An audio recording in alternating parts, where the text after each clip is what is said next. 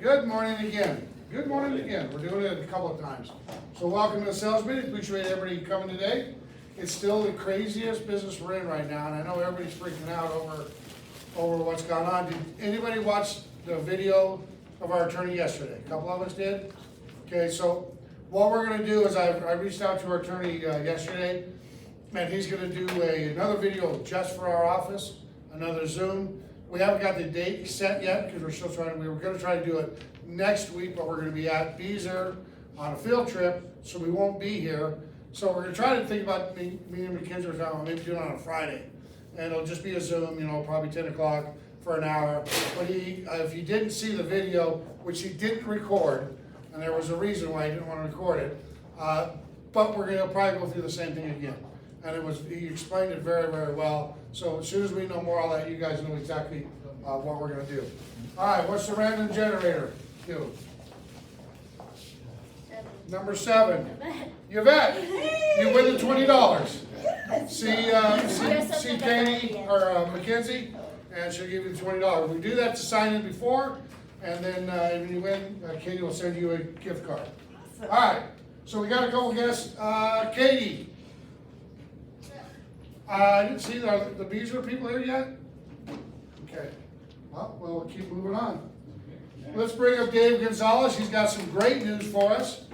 Well, good news. Better news. Better news. Morning, everybody. Anybody online? I hope so. No, we don't do live anymore. We have to put it on our YouTube. Oh, okay. So we're just recording it. Good. Great. Even better. So yeah, rates have gone down, right? Anybody notice that? Yeah, absolutely. They look a lot better. Even the down payment assistance programs have dropped their rates as well. Okay, when you get to be my age, the memory thing kind of goes quick. Okay, so I write things down, which is a good idea. But the Fed has held their prime lending rate. They're not going to raise it. And somebody asked him, "Do you plan on cutting them?" And he said, "We're absolutely not thinking about that at all right now." So they are going to hold the line a little bit, but you never know what they'll do, right? So, and that does have an impact on mortgage rates in our industry, right? Of course. Conventional right now, 7.5 at one point, was 1% of the loan amount. This is better than 8.25, which is what it was last week. If you had, and that's with good credit.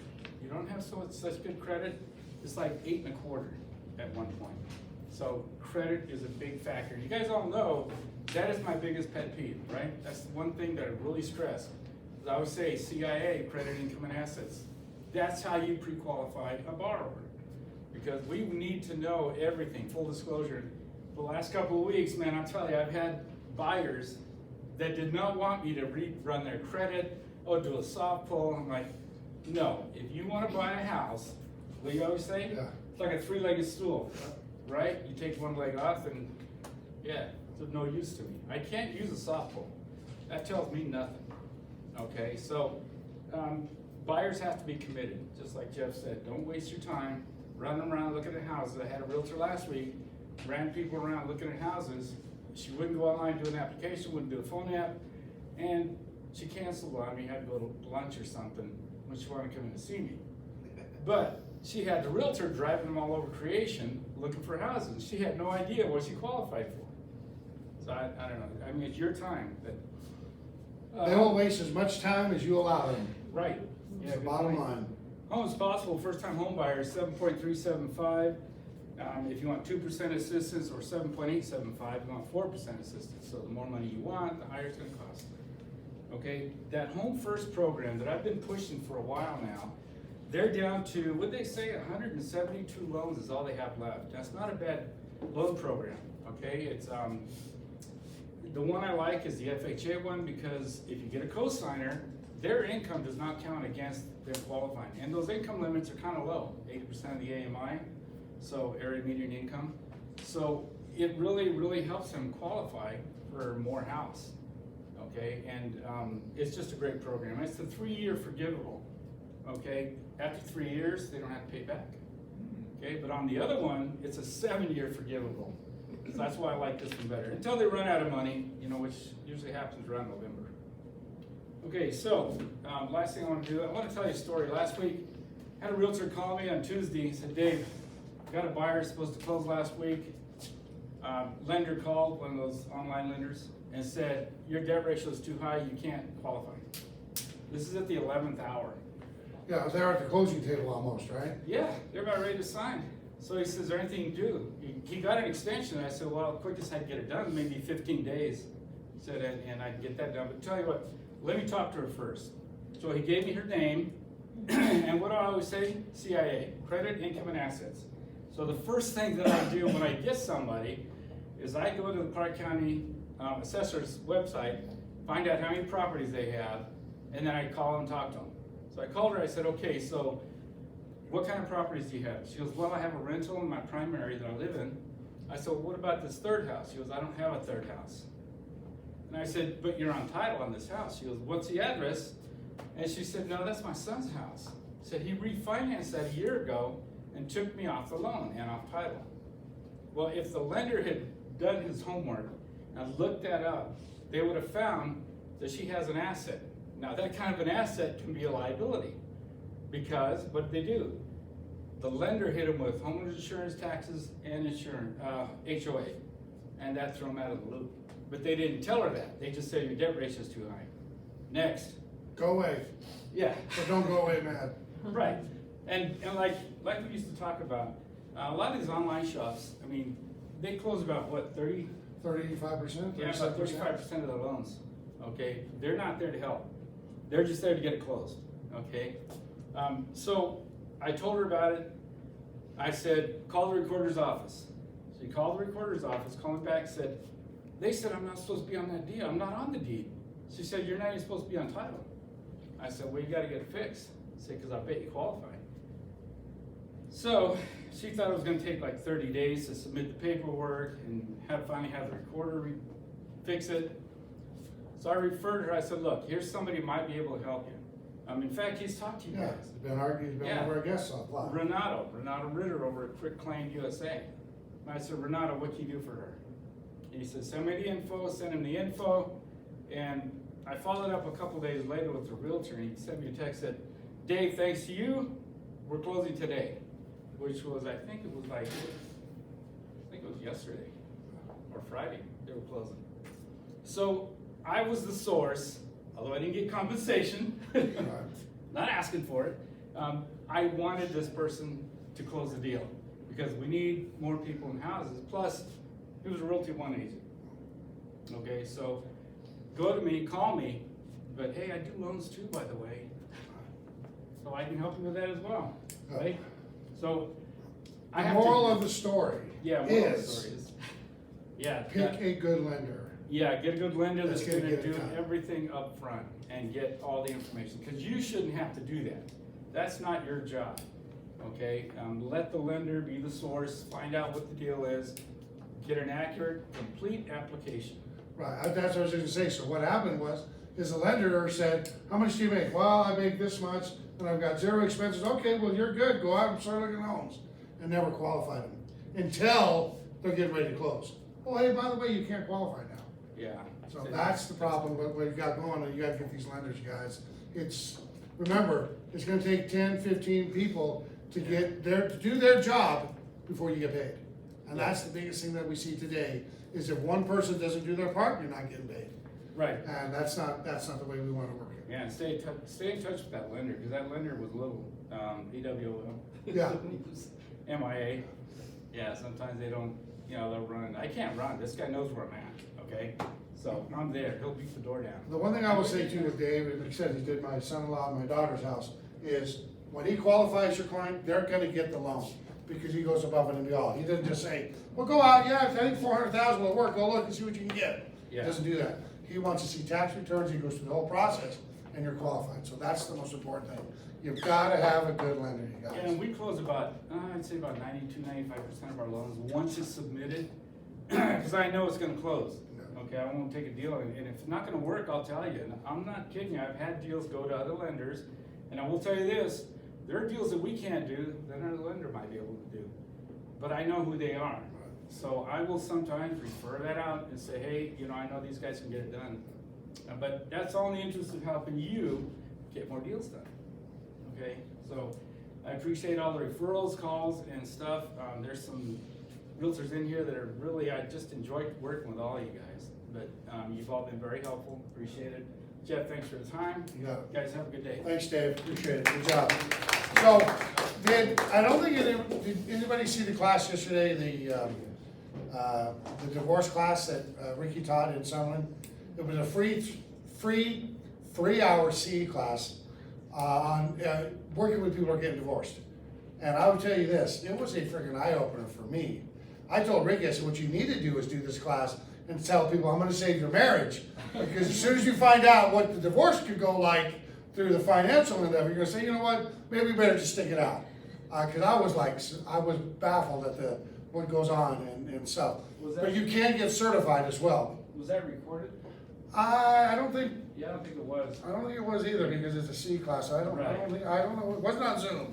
But he'll probably do it again, but it was a really good class. It was. And you can get certified on it too, but I will tell you this, guys, I was certainly surprised. And may All right. you had to throw a shameless plug in there? Please. The president of our company, Ricky, did an excellent job at that presentation. It was very And he flew in informative. from Arizona to do it. Yeah. And it was really, I'm telling you guys, it was a free CE class, general. And we got a couple more CE classes coming up in this office in January, 17th, 18th of this, we got the dates, and the 25th and 26th of January that we're gonna do right here, so Michael as well as you. So, all right, well, Beazer's not here right now, so let's bring up my good buddy, Michael Majorie. Give him a big hand. He is a property manager. We've been buddies for many, many years. He's a yachtsman just like me. We were both recruited, we both had left Prudential, we were both recruited back to Prudential to run the Sahara office, and we ultimately converted it from Prudential to Berkshire Hathaway. And so we've been buddies forever. He's an amazing individual, good buddy. We love hanging out. And when it comes to property management, I promise you this, I just got chills. There is nobody better in property management in Las Vegas than this young fella right here. And I don't say that because he's my buddy, because he's doing my Australian guys, and we went through, I'm not kidding you, my Australian guys, probably 15 property managers that said, oh, we're gonna do all these great things. They didn't do any of them. And Michael's running his property for him, and he's doing an amazing job, and he's just a super guy. Lovely wife as well, they're both in real estate. He's a broker, his wife's a broker, they have their own little business, but they do property management. So on that, come on up, young fella, appreciate it. Good luck with the man. How do you? Wonderful introduction. Appreciate you. Almost like having your own Ed McMahon. Yeah, exactly right. It's out of where you set your thing up at. Okay, let's just bring that up. There we go. Good morning, everybody. How are we doing today? Great. It's a pleasure to be here, and I'm talking to you about a concept called non-trust property management, which is a different approach to property management. It is meant to be an enhancement to your business. As Jeff mentioned, I'm the broker of LA Real Estate Group. That stands for Leanna Alvarez. Leanna Alvarez is my wife and partner. And we decided after many years of working under the auspices of different brokerages, to open up our own brokerage. We just got tired of changing the letterhead all the time. So it made sense for us to do that. And during one of many sessions in our car to California to visit our grandchildren, we put together a business plan to handle property management, but to do so on a non-trust basis, which means we don't touch anybody's money. And if you can imagine that all of the deposits go to the landlord. And our responsibilities, as you'll see in my next slide, relate to, in essence, what we will do for the fee that we charge. I will tell you we're extremely selective in who we will work with. As you know, there are a lot of landlords out there, I think they're slumlords. I don't want to manage their property. When Jeff came to me with one of his friends, associates, his client, literally in the unit that he owns, someone had rebuilt a V8 engine on the floor of the living room. You know what it takes to get the smell of oil out, which is a caustic? It's almost impossible. And now you're going to rent that unit to someone, and you as the rental agent or as the broker and the brokerage have the liability. So you really have to be careful and selective who you work with. By the way, you guys, on that note, that right there, that property manager gave them back their full deposit. on that, when the guy did that, and then trashed the carpet, and they give him back the whole deposit. Yeah. Called my buddy in Australia and said, hey, we need to recover it. And it still creates a challenge moving forward for tenants that are coming in, because as we know, if we're knowledgeable about that, we could have to disclose that, couldn't we? Of course. This is our property management one sheet. And in the one sheet, if you were to call me and say, I have a client that's interested in property management, do you have a summary? Well, we call it a one sheet, and we send that to you and go through it with you and your client as it relates. Again, we don't touch any money. So all the monies go to your client, and your client is responsible to return those items upon completion of the lease agreement. What is a lease agreement? It's a contract. Contract between the landlord and the tenant. And under our management of that on a non-trust basis, we're moving forward and identifying. We're both principals. We're members of Galvar, LVR, sorry. Of course, MLS Matrix and our own real estate group, both as brokers, and we identify both as Nevada licensed property managers. Okay, unless you're a landlord, you have to have a permit to practice property management. I will tell you, when I took the test, it was harder than the broker's test. Okay? I learned more about real estate, which I have been in for 22 years. I learned more about it by taking the property management test, and as a result, starting to practice this trade. And as I move forward, we keep a constant eye on the property. We do a move-in walkthrough, we do a 6-month inspection, and a move-out walkthrough. Now the move-in is determined, it's all pictorial and written. Tenant gets a copy, landlord gets a copy. Of course, we keep a digital copy within our server to ensure that when you do the move-out walkthrough and the tenant says, oh, that hole was there. Sure it was. Or that stain on the carpet. No, sure it was. Well, here's the pictures that say it was not. And when I do the move-out, I always review the move-in walkthrough to make sure I'm 100% accurate. I currently manage 65 properties. And while to some that sounds like a lot, to some it doesn't, imagine someone that's managing 1,500 properties. Do you think their attention to detail is going to be there? It's not. It ends up being the squeaky wheel that gets the attention of the property manager. Documented photography, property condition, written walkthrough reports provided to the landlords and clients. All of this documentation is available in Transaction Desk. If you can't find it, call me. Okay? I intend to be very helpful to our industry. This, again, is not a solicitation of your business. This is an enhancement to your business. Because like our firm, if you're working with an investor and that investor's frustrated over 15 property managers that didn't do their job, it gives you an opportunity to increase your profitability. What's happening in our industry? Okay, Jeff alluded to what the attorney has talked about. We talked about it at dinner last evening, where NAR has put us in a position where things could potentially change. So as independent contractors and business people, don't you want to start thinking about potentially what your game plan is going to be moving forward? Well, that's what part of this presentation is all about. If you've been considering giving that service to your investor clients, this is a good way to contribute to your income. What we do is we bill on a quarterly basis. I wish the pointer worked. Okay, it does, but Yeah, show up on the on the TV. TV. So quarterly billing is a nice addition to our income. And regardless of the amount of labor and time that I have to put into it, it's pure profitability, right to our bottom line on a quarterly basis. They sign a property management agreement to that effect. Okay, and what we don't do is we don't start billing them until we get to the point where we have a tenant in place. And we're going to talk more about that. All right, so we vet the vendors for repairs. We only use licensed, vetted contractors that we have the ability to work with and that we have the ability to respond to the needs that we have on behalf of our clients. Remember, they were our investors, so we want to make sure we do a good job for them, and we want to be there, of course, when they potentially sell the property or add another tenant, which continues with our quarterly billing process. Management takes all responsibility, necessary action to encourage tenants to pay their rents, charges, and other income. And I will tell you what has been a wonderful addition to this. Zell.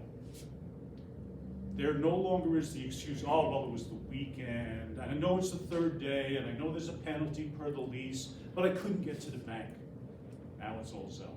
And the landlords were extremely receptive to this.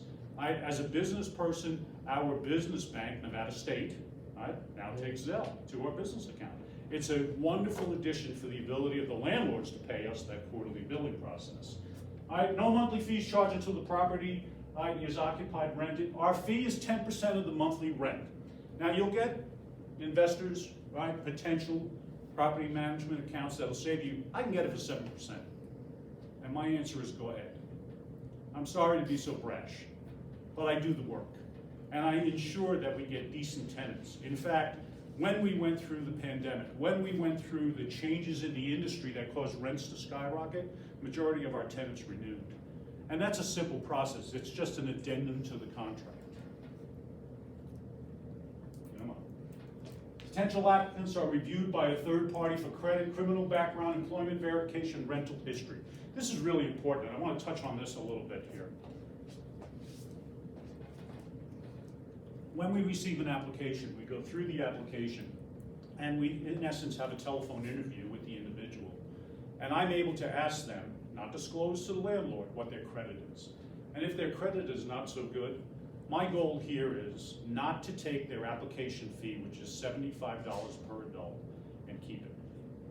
If they're not going to qualify, we're not going to run them through the vetting company. We give them back their $75. And I had an example, and Jeff asked me to share some horror stories.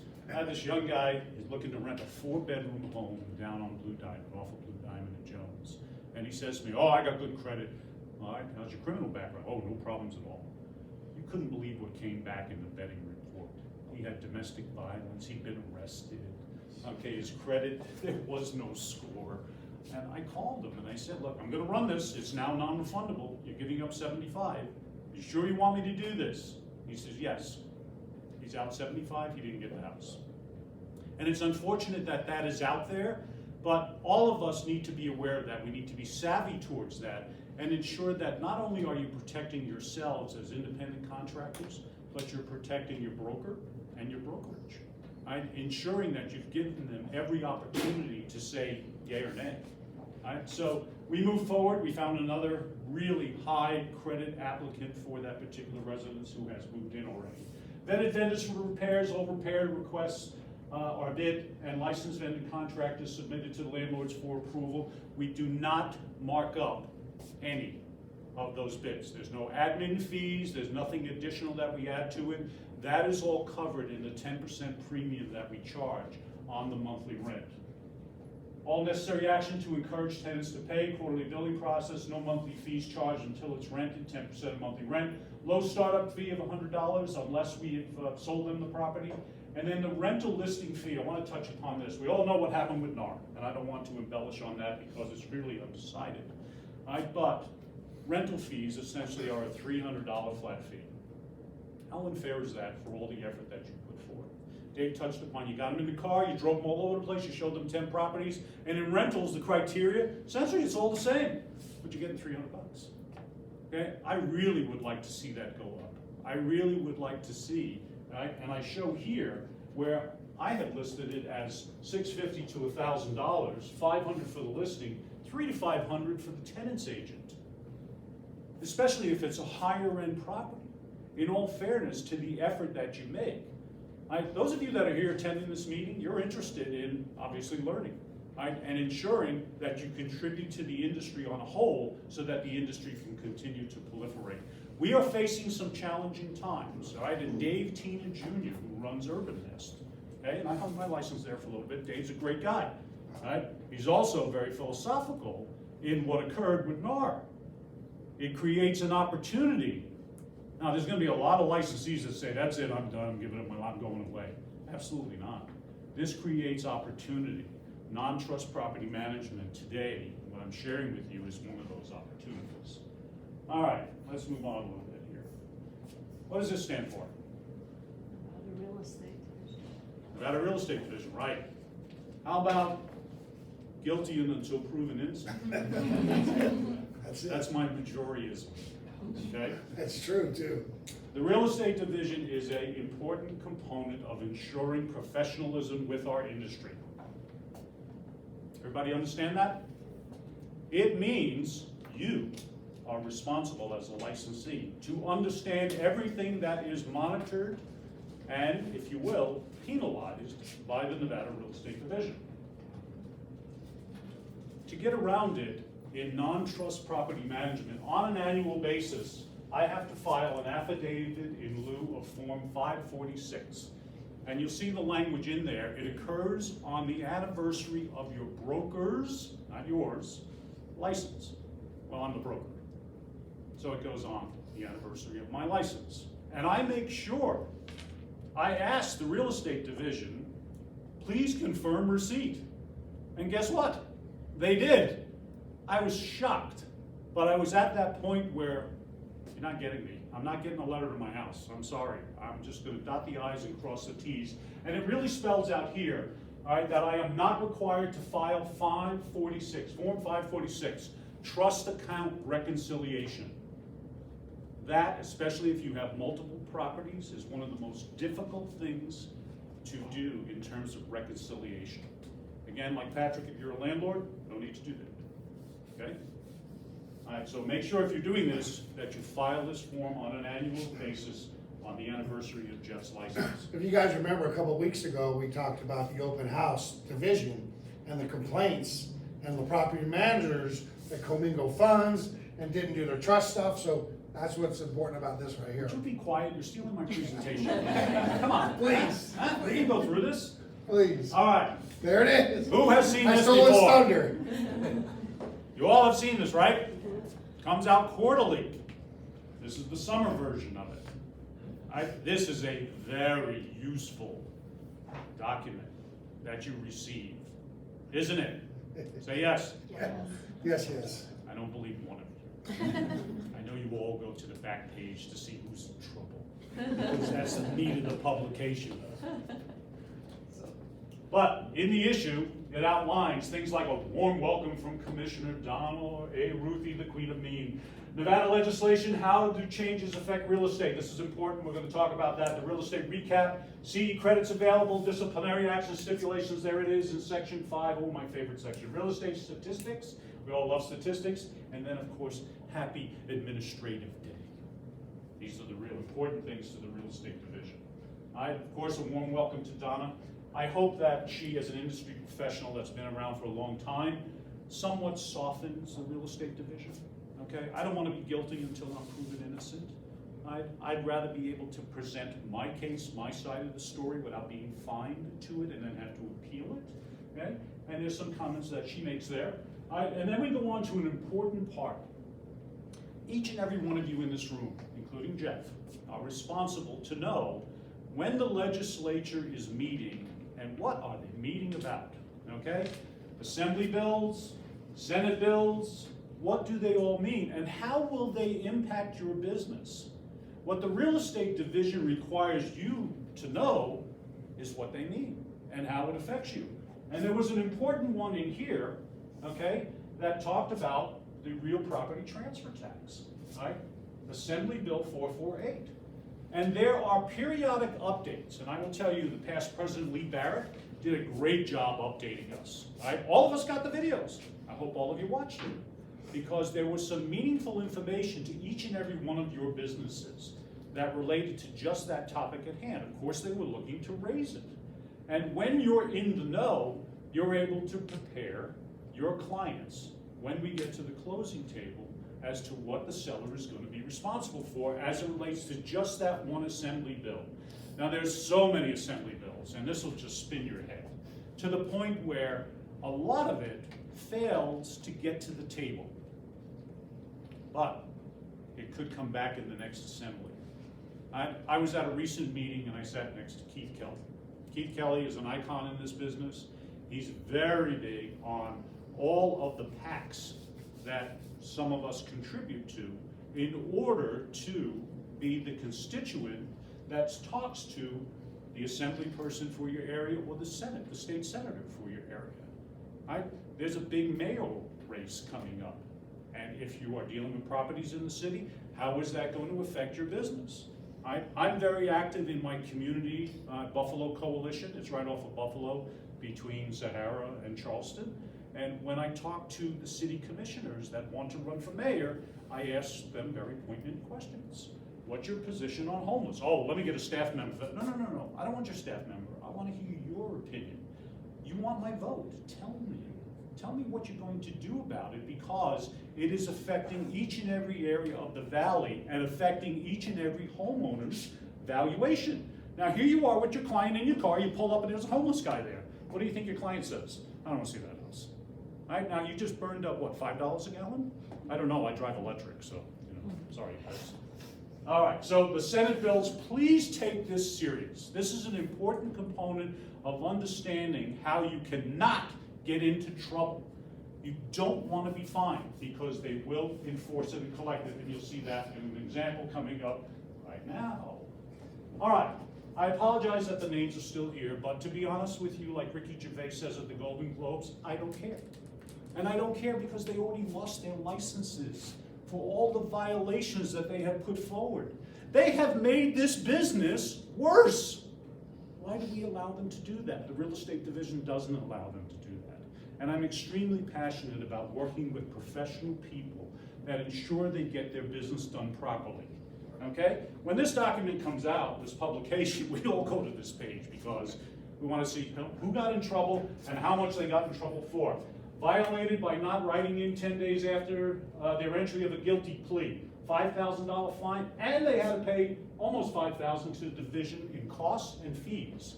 Meaning you lose, you're paying their attorney fees as well.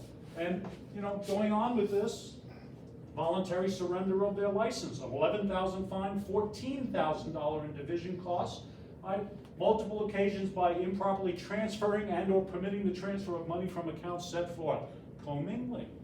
A big one for the real estate division with under non-trust, you're not touching anybody's money. I don't have a trust account. None of that money goes into my account, it goes into the landlord's account. And the landlord will say to you, well, should I be a trust? Should I be an LLC?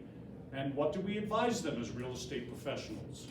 Seek the counsel of your CPA, or your lawyer, or your investment counselor, because we're none of the above. And don't catch yourself short, because if you do it that way, it may not be right for you. They could file a complaint with the division that says, Jeff told me I could do that. And he does know better. All right, some more. This is all of them that was in the publication. And I put them in here so that you could see the type of fines. All of the matters here are just beyond belief what people will tend to believe they can get away with. And my favorite one was this last one here, where he received a $70,000 fine, engaging in conduct which constitutes deceitful, fraudulent, dishonest dealing through NAC 645.605, subparagraph 6. Okay, now we're supposed to know what that is. Don't ask me, because I don't. When I can't sleep, I read this stuff because it just knocks you out. There's so many sub-chapters to that relate to what you should know. So as you're getting into this, and if you feel that a client is asking you to do something, that's where you want to go to read. The one above is real interesting because he received a revocation of his license and permits. On 5 occasions, he failed to submit trust account reconciliations. Hey, now how can you do that if you're a property manager and you just refuse to do it? You are going to get caught, because the system that the real estate division has relates to you having to record them, and you have to do so in a timely fashion. $70,000 fine, engaging in conduct, misrepresentation of unethical practices related to real estate, attempt to obtain a mortgage loan on a property in the amount of $980,000. Dave, you know, stuff like that goes on. All right, from Velocity Mortgage Capital. All right, and again, it's good for you to know who the people are, who the companies are that are doing this, so that if you are in a transaction and you're on the other side of the transaction, okay, you've heard the term laissez-faire, which means buyer beware, realtor beware. Beware of what you're getting yourself into for your client. I assure the agreement for the lease of a property between his client and respondent. All right, so there were many, many things that were going on here. The last one, $25,000 fine, in writing his interest. I contemplated interest in the property. He violated NRS 645.633 for engaging in deceitful, fraudulent, and dishonest dealings. That's the real estate division's interpretation of what that individual did as reported to them by another party. Okay, we all love statistics, don't we? No. Okay, but what this is telling you is that the amount of new licensees, 40 brokers, 42 broker salespeople, 567, 649 new licensees. The reason why that's there is so that you understand, as that business starts to change and less licensees come on board and more licensees give up their licenses, it gives you more opportunity. So when you see a document like this, you can take a look at it and go, yeah, it means nothing to me, but that's what it means to me. All right, so here's one of our listings, 2053 Jade Creek. And the important part here is under agent to remarks, we spell it out. Okay, this is my communication to you saying what has to happen in order for someone to be considered. Right? And we tell you, right, showings through showing time, don't text us at our office. Right? It will not be responded to on after hours or weekends. That phone is forwarded to either mine or Leanna's phone. Applicants must complete the LVR app. On transaction desk, there's more than one. Make sure by date you have the most current one. If you submit one that's old, we won't accept it. We give it back to you. Pet screening profile. Pet screening is an important component now because you know that a service animal is protected by federal law. But if you spell it out in agent to agent, that pet screening is a part of the approval process, then up to and including the service animal must be vetted. What does that mean? It means they have a permit. Anybody want to guess how many fraudulent permits are out there? We catch them all the time. And when we do, they have to pay a pet deposit in order for it to be considered. And in the listing, as you all know, we spell out whether they will consider pets or not. Right? Now, one says absolutely no pets. You get the phone call from colleague. Well, is there any way that it's a service? Oh, it's a cat. I mean, well, no, because like the V8 motor, there's also incidents where pets, get into a home and now they're marking their territory. They're chewing up the base moldings, and that's what all those security and pet deposits are for. All right, we tell them where to drop off the application, and during that time, our assistant, who is not licensed, will take them through the administrative part of the application. You don't dot the I's, cross the T's, initial all the pages, we give it back to you. We don't even want to consider it moving forward. Once we have the application, we then discuss it with the landlord, and from the landlord, we then go back to the potential tenant and let them know that we're now going to vet it, or if the landlord's rejected it for whatever reason, again, we give them back their money. Okay, a lot of property management companies, that's how they make their money. Keep it. Don't want to go there. All right, $75 certified funds, money order cashiers payable to LA Real Estate Group. All right, cleaning deposit fee is non-refundable. If applicant has a pet deposit, it's $500 per pet. Applicant and co-op agent to verify all the information. The responsibility is on us as real estate professionals. This just goes on to say deposits, cleaning, pet security, tenant pays, all of the information up to including what the flat fee is on that particular property. Okay, the correct spelling of my name, shame on you, Jeff. All right, and then information that relates to our company, the gate code for the community, et cetera, et cetera. I know all of you have seen this before, but the important component of it is we disclosed it. So what do we do to protect our brokerage? We make sure that potentially the tenant's agent is aware of all that. All right, we also put in, as you know, the rental lease agreement. This has all the information that relates to it when we have accepted the applicant, and it is all there and it is conclusive, up to and including parking space numbers, mailbox numbers. An important segment of this is clause number 26. What the tenant is responsible for. These boxes are checked. This has a number of $200. Why is it $200? Anybody want to guess what breaks the most at a house? Garbage disposal. You cannot imagine what I have pulled out of garbage disposals. I can't believe it myself, but it costs $200 to replace one. And if there's a home warranty on the property, that's disclosed at the time that I personally sit down with the tenant and review the lease. And explain to them what the $200 is for, and what the home warranty deductibles are. They vary by company. All right, so if it's $85 per trade call, and it's an appliance repair to repair or a plumber repair to repair the garbage disposal, then the tenant knows they're responsible for that. I very rarely get the phone, what do you mean I have to pay that? What am I paying rent for? I was in an apartment, I paid for nothing. But if you're renting a single family residence, those conditions are different. And you want to make sure you take the time, as I do on every single tenant of any property that we manage, to ensure they understand what they're responsible for. It makes my life so much easier. Yes, I still get the calls in the middle of the night about the chirping smoke detector. There's a clause in here that tells them they have to change the battery, not me at 2 in the morning. I have to do that in my own house. Lastly is our LA Real Estate Group, Leon Alvarez Real Estate Group, our non-trust account, present real property management agreement. There's a lot of hours into putting this together. This is the document / contract with the landlord to ensure they understand what we will do, okay, and the fact that they are employing us and agreeing to pay us on a quarterly basis. And it spells out all of the property information that helps us with the tenants, ensuring we're able to give them that information. Okay, anyone has any questions? What is your average turnaround time frame to find out if you're approved or denied on a property? One more time, I'm sorry? What is the average turnaround response time to find out if you're approved or denied on your application? Depends on when we receive the application. Okay, the third-party company we use is Legal Wings. Okay, they close at 4 o'clock on Friday.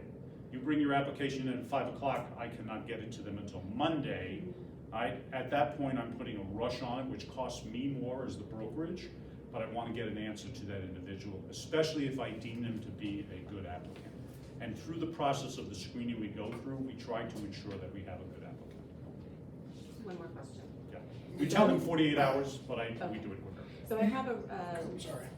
sorry, I have a deployed, Yes. I have a military client right now. He's deployed. He'll be back in the next couple of weeks. So in the event he can't physically view it, because I noticed on your comments it says the client must view. Mhm. And I apologize, I should have covered that. We do accept you, the realtor, doing a Zoom with your client or a Okay. video presentation. We also do in all of our listings a floor plan so that they have the ability to see what the layout of the property is. What we're trying to do is really curtail back on individuals saying, wow, I saw it online, but I really don't like it.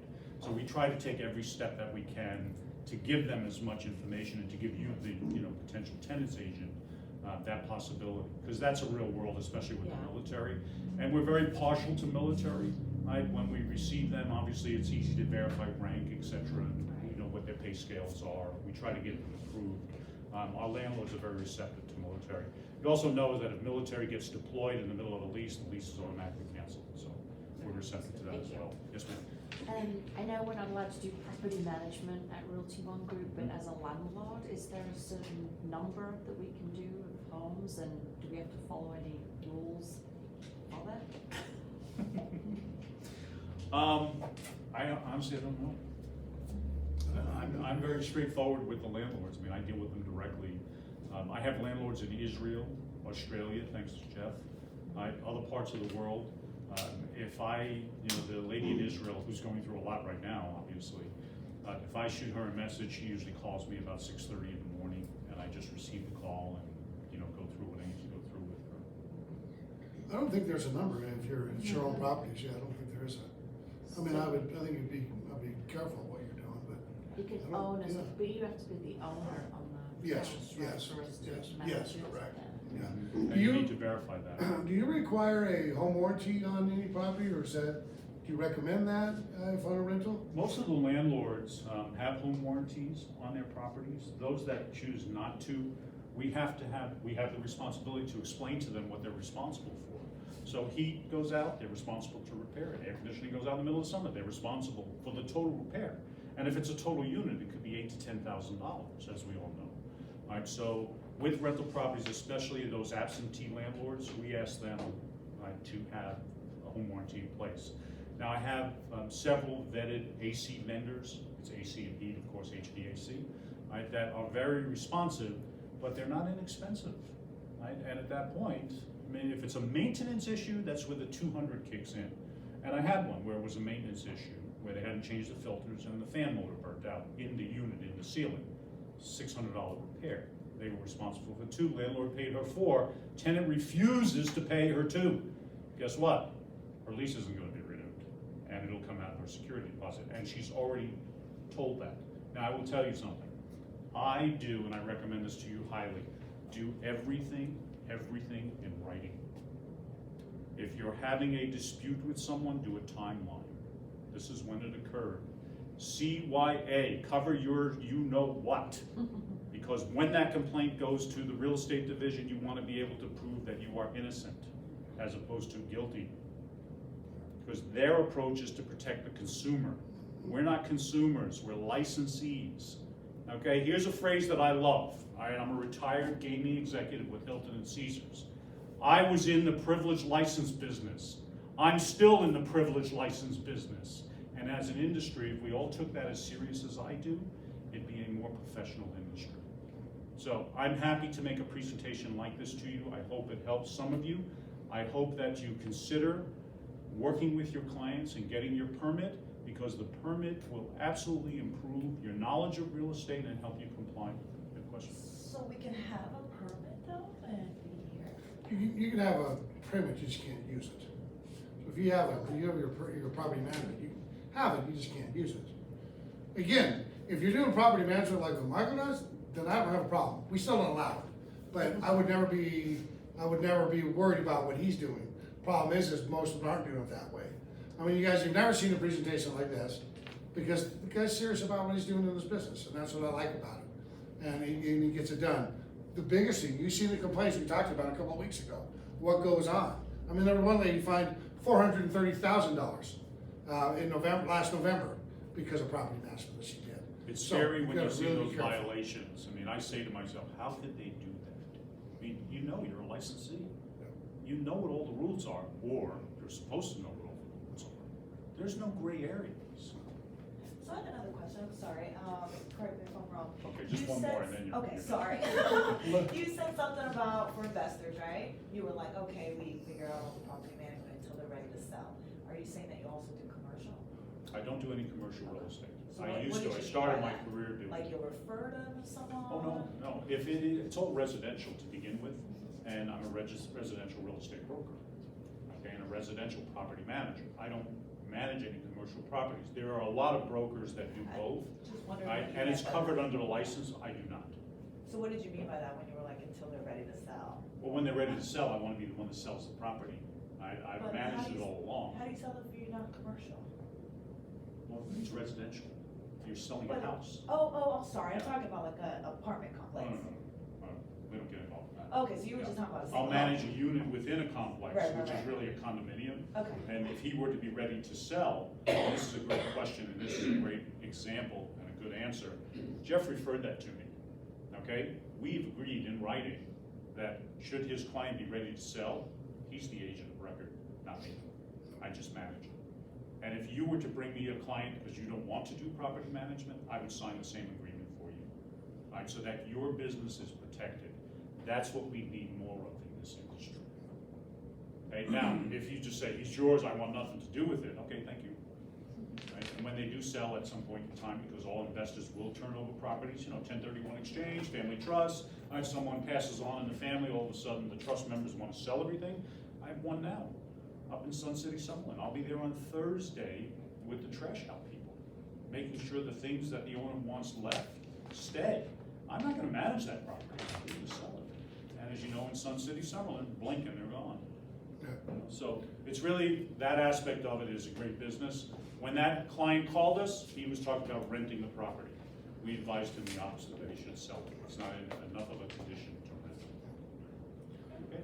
One last question for you, Michael, is, so we talked about it earlier, because I see this a lot with agents. Well, Jeff, it's an investor or somebody, it's a friend of mine, and I sold the property, but I'm gonna put it on the MLS, and I'm not gonna make anything. I don't wanna make any money off of it because I'm gonna do it for free, but I'm gonna give a small co-op on the side. And so we touched on that, and like you said, this is two different businesses. Why would you not charge your investor to put it on the market? You still have the liability, you still own all the problems. You know, well, I wanna be fair. Well, fair? What's fair? You need to get paid for what you're doing. Guys, we gotta keep that in mind when we're doing business. And I know that Michael agrees with me as well, because we discuss it. But give me some of your thoughts like that. If the investor went somewhere else, they would get paid. So why shouldn't you get paid?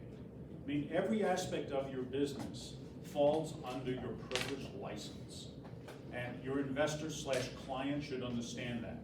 That's also like saying, well, you helped me purchase the house and you earned a commission. So now when I sell it, I don't want you to take a commission. What do you mean? I mean, you don't have any expenses with MLS? You don't have dues? Right? You do. And every aspect of how you advertise and how you do your business, whether it's professional photography or showings by appointment where you're there showing up, you have expenses, car insurance, gas, car, et cetera, you should be remunerated for all of that through the aspect of a commission or rental flat fee. And I've been asked many times, you know, I don't expect you, well then no, give it to somebody else. I will not do business with that person. It's just like the example of 10%, I can get it for 7, go ahead.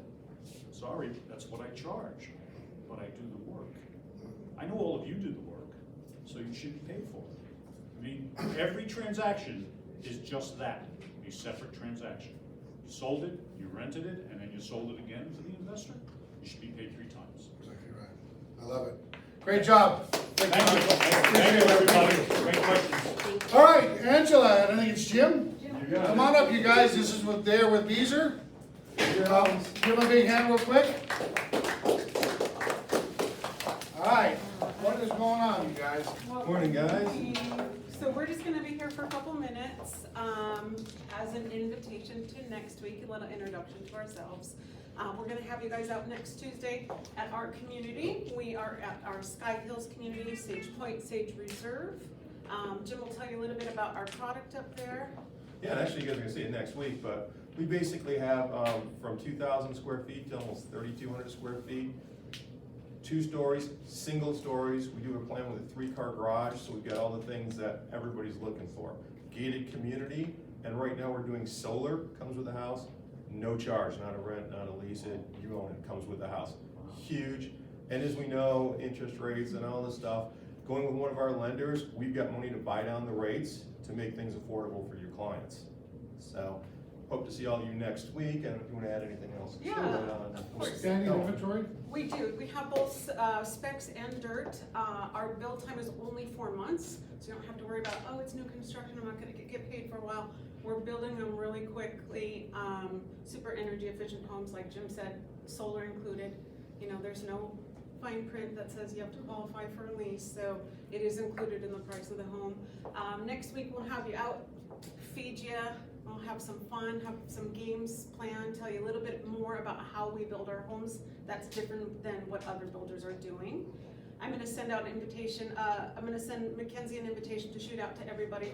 If you guys could shoot me a text, just RSVP, so I have a general idea of how many people are coming. You know, if you forget to RSVP, come anyway, just don't eat. I'm just kidding. We'll have plenty of food for everybody. So we hope to see you next week. All right, we love it, All perfect. right. Thank you All right, guys. thanks, Hope to see you guys. coming. By the way, Angela was one of our agents. Yes, I was. She was a trader in the new homes. You went to the Beazer side. I told him Yes. I'm not leaving. Beazer I'm side. just moving my license. Yes. Yes. All right, thanks Thank guys. you, See you Angela. next Thank week. you, guys, we'll see you next week. All right, couple things, here's some of the numbers, active listings. Month's worth of inventory's gone up, 2.9 was 2.7 last week. Medium days on market, about 41 days. Price decreased, so there was 1,889. That tells you where it's going on, you guys. I think, again, I don't think prices are dropping, I think they're coming back to reality. We were living in fantasy land the last couple of years. So make sure you get that to your clients. We've got the Rev Up classes, working with buyers and getting your offer accepted. That is going to be on the 15th, because we're not going to do it tomorrow. We'll do it on the 15th. I'm actually doing that class. So if you want to work with the buyers the right way, come to that class. It's going to be amazing, please. Will you be going over the buyer brokerage agreement? I will be going over the buyer's brokerage agreement as well. But I really want to, just like Dave said, he just stole my thunder like I did on you. A 3-legged stool, ready, willing, and able. They've got to have all of that if they want to get into business. And then on the whole how to hold a successful open house, that's going to be on the Friday. Remember, they're all 9 to 11. They're also on Zoom, so if you can't make it, you can Zoom it as well. These are great classes. This one, I like this not only because I teach it, but it's about the right way to work with a buyer. Stop wasting your time. And me and Michael have talked about this many times. Well, Susie said she'll sell my home or work with me, but I want $2,000 back. No. What's your next question? Well, Susie said she'd do it. Go get her. Go use her. Right? We got to stand up and be counted for what we want. And we're professionals. Let's act like it. And if somebody wants to do it for less, let them do it. Move on. These are the classes I have that we're going to do January 17th and 18th and the 25th and 26th. They're $20 a class, but because Realty One, they're doing them here with Realty One, it's $10 a class. So if you need secret, it's going to be the law, agency ethics, risk management, risk law, and purchase contract. So the main ones you have to have, remember you have to have general. You have to have 18 hours of live to renew your license, and the rest can be done on Zoom. So we're going to do this on Zoom as well, but we're also going to do a live right in this room. So make sure if you need to do it, let us know. Get on there. There'll be a link. So this is the flyer that we made, but we'll have another flyer that'll have a link to Matthew Kelb's website, and then you just pay right there through Zelle or what it is. We'll give you a code that you can put in to get half price. So them are just the dates. And then 30 ways to use your license on the 17th. Lee Dreslin's going to do that, 12 to 3. That's going to be a free class as well. So if you want to, guys, if you want to do these C classes, don't wait till the last minute. It's crazy what we see all the time. I mean, I got agents call me, oh, I didn't know my license expired a month ago. Wow, well, good, at least you're paying attention to it. Our next, the 21st, is we're going to do our Thanksgiving potluck right here in this room. Last year, it was packed. We had an amazing time. We are going to get the turkey and the ham, and then everybody else, we're going to have a sign-up sheet for sides. That's going to be a lot of fun. We had a really good time last year. And then there's our holiday party on the 15th. RSVP with Mackenzie. Last year we had about 160 agents come with, plus ones, and we had an amazing time. So much fun, you guys. So don't wait because it sold out and people, I think the room can hold about 180 or so, but we gotta be really careful on that. So make sure if you wanna do it, $70 is, if you guys are free to go, but your plus one is gonna be a charge of $70. Everything's going up. And so we did that one. Gonna be a lot of fun, you guys, so don't miss out on it.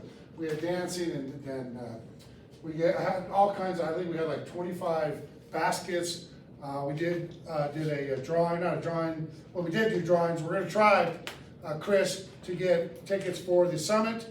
I'll know more, but we're gonna do this time where you can only win one. This guy, won like three of our summit tickets last time. So next time we're gonna stop that one. But we also donated $1,111 to the women's shelter on Rancho with everybody's donation. So that was cool, and we're gonna do that again. The office is open, but we won't have staff here this coming Friday for Veterans Day on Saturday. So just make sure you know the office again will be open. If you're thinking of getting a check, make sure you reach out to Sharon and find out what's gonna happen on that, for that. So we won't be paying on that day. And then again, next week we are going to Beazer Homes. They do have standing inventory. And I told you this, September, 50% of the home sales in Las Vegas were brand new homes. They're buying the interest rates down. Show especially new standing inventory, you guys. It's one of the best things in the market. So on that note, everybody, have an amazing week. Get your RSVPs out. If you want to do the classes for your Cs, let us know. We'll have the link probably in the next day or so, and I'll let you guys know that. All right, everybody, have an amazing day. Good job. Cool. And Mike will be here if anybody wants to talk to him for a minute.